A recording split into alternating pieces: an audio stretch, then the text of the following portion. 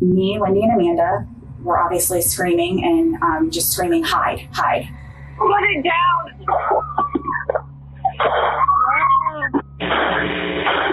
Hello?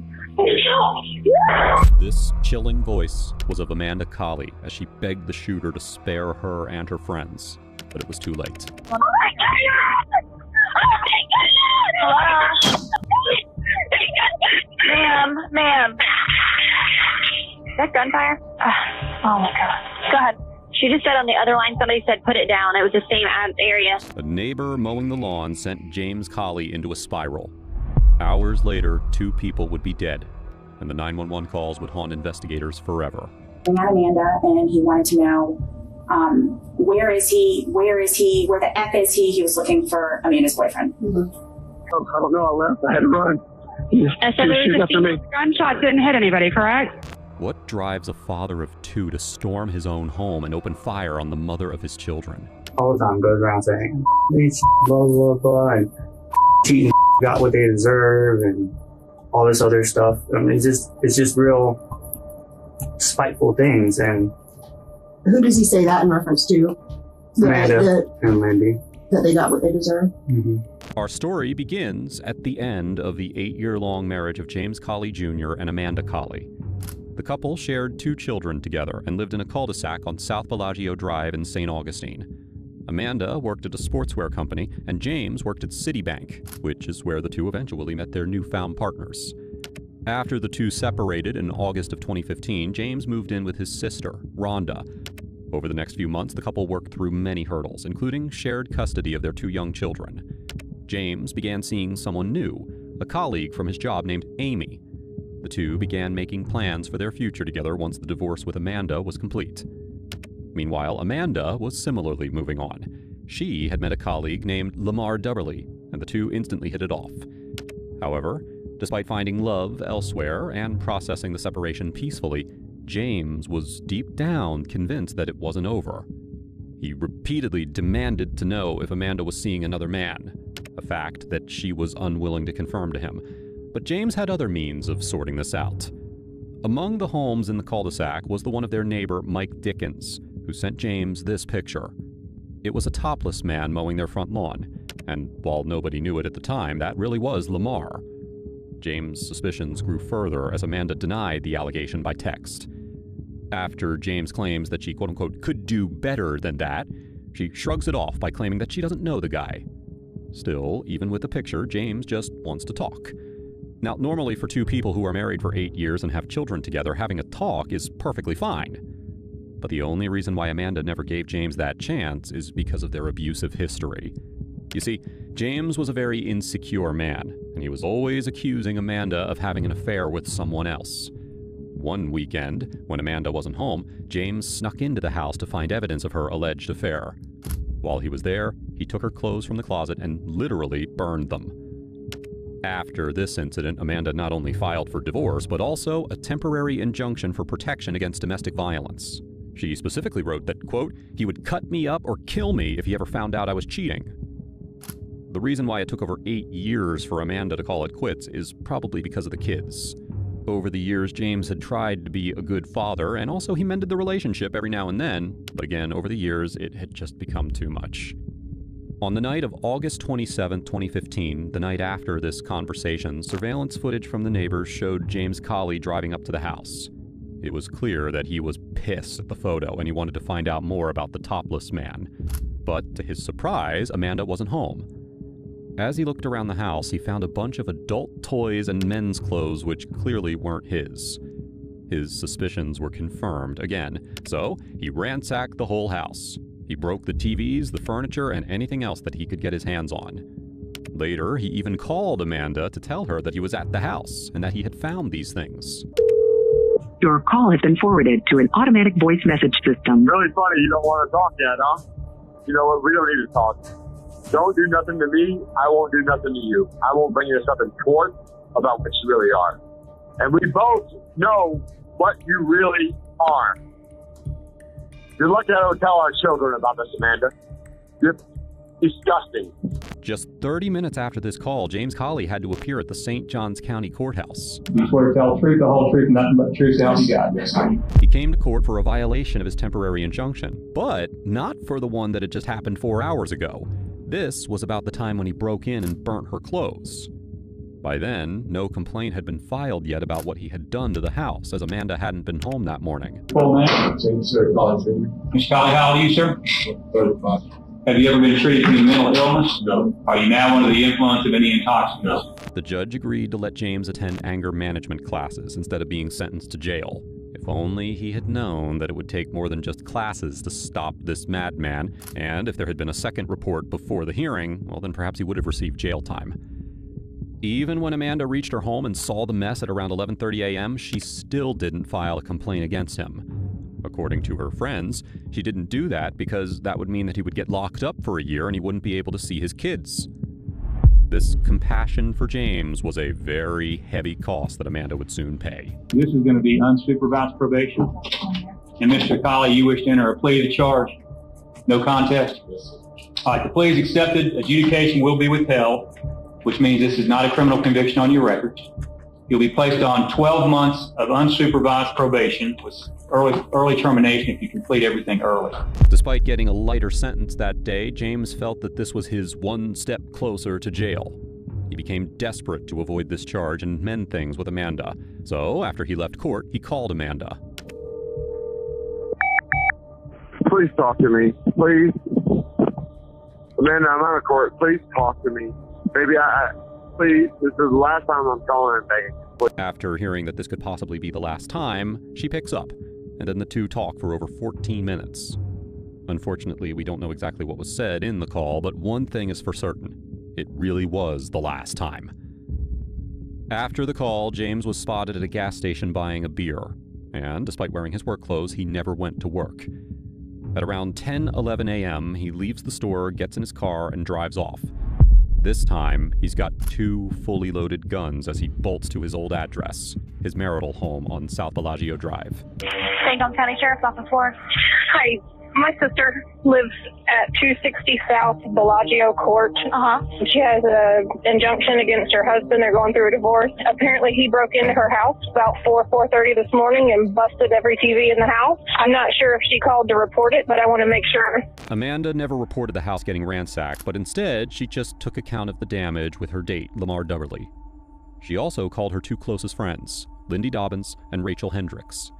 Lindy left her work that morning after hearing from Amanda, and Rachel had just dropped her kids off at school, after which she rushed over to the house to give her support. Rachel would also be one of the first to describe what exactly happened that day. Amanda hugged immediately. She was crying on my shoulder. She was very upset over the way that the house was trashed and ransacked.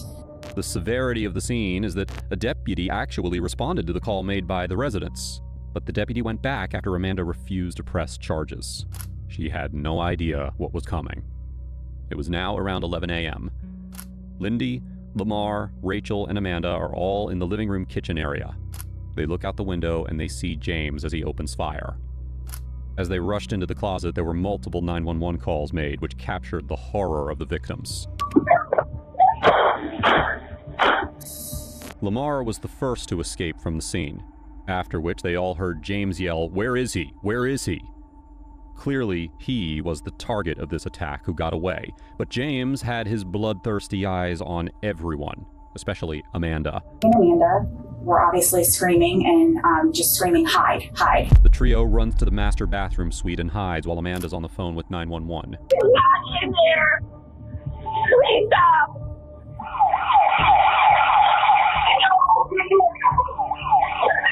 We can hear James's voice as he yells out for Lamar, who, after fleeing to a safe location, also calls 911.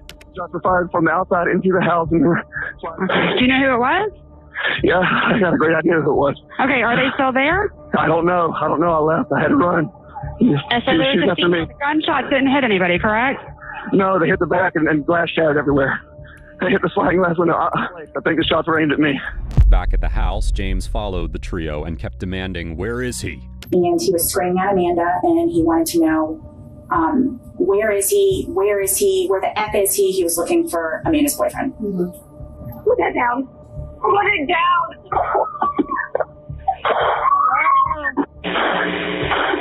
Hello? The same tragedy was heard in Lindy's 911 call. Both the calls were made as the trio hid in the closet.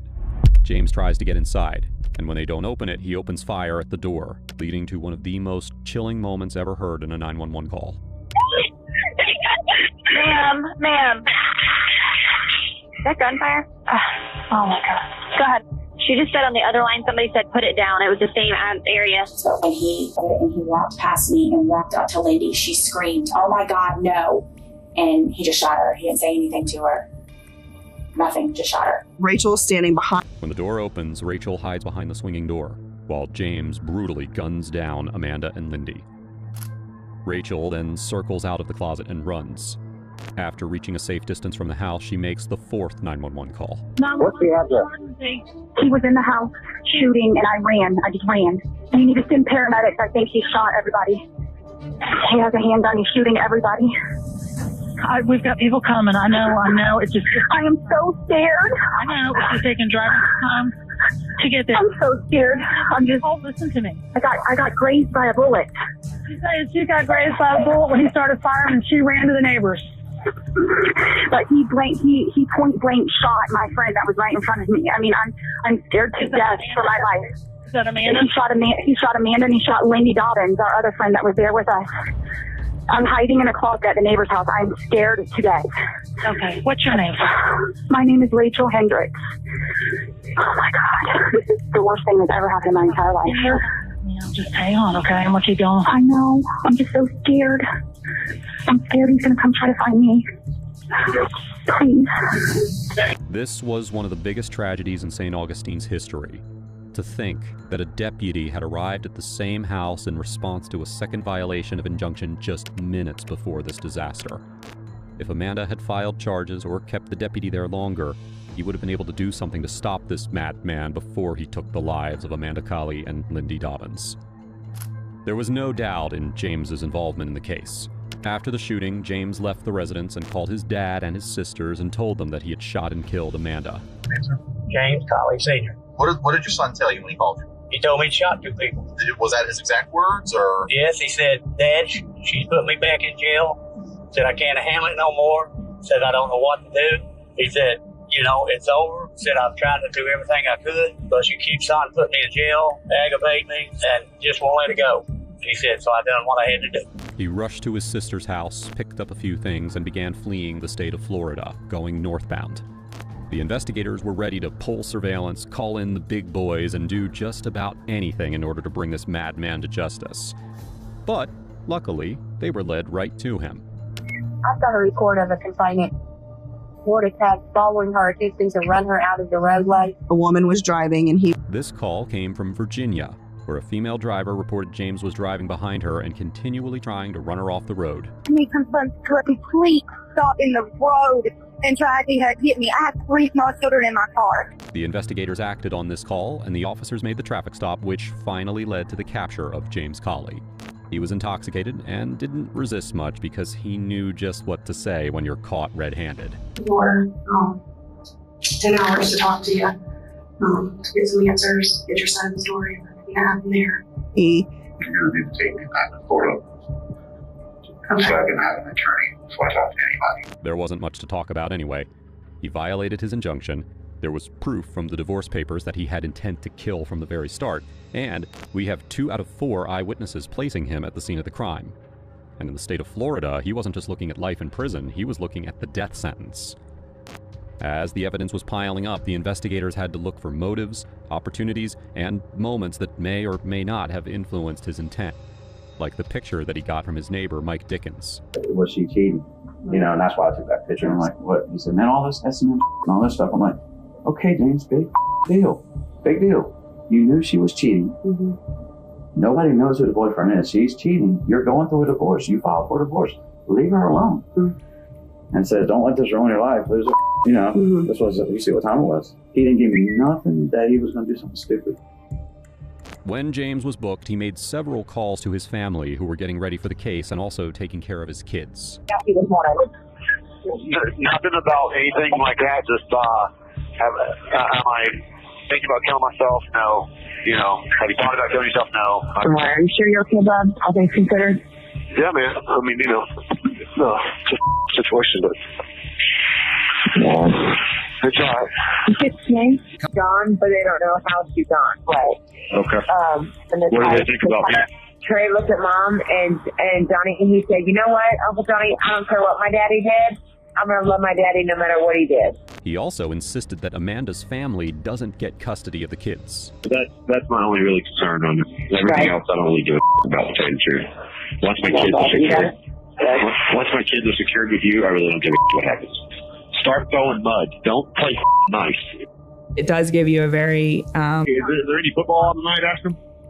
Hey, Jared, when you're talking to that counselor, you just make sure that you don't say anything that'll incriminate yourself with the others. I thought about it, and I was just going to say that, you know, what happened, and I don't remember anything from Thursday, and I kind of don't remember anything on Friday, little bits and pieces, and then, you know, my memory started coming back, on Saturday, pretty much, and then all day Sunday, and, you know. So we know, Bob, you just snapped.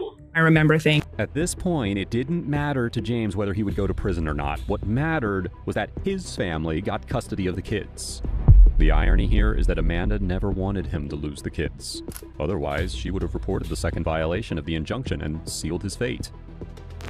On July 18, 2018, the jury unanimously found James Colley guilty of first-degree premeditated and first-degree felony murder of Amanda Colley and Lindy Dobbins, attempted first-degree murder of Lamar Dubberly, attempted felony murder of Rachel Hendricks, burglary of a dwelling with an assault or battery, burglary of a dwelling, and aggravated stalking after an injunction. Accordingly, the court sentenced James Colley to death for each murder and imposed sentences for Colley's other convictions to run concurrently with the death sentences. Afterward, the children were placed in state custody and later were cared for by one of Amanda Colley's family members. Now, if you think this case was horrific, you need to check out my video on the evil grandpa who almost got away with murder.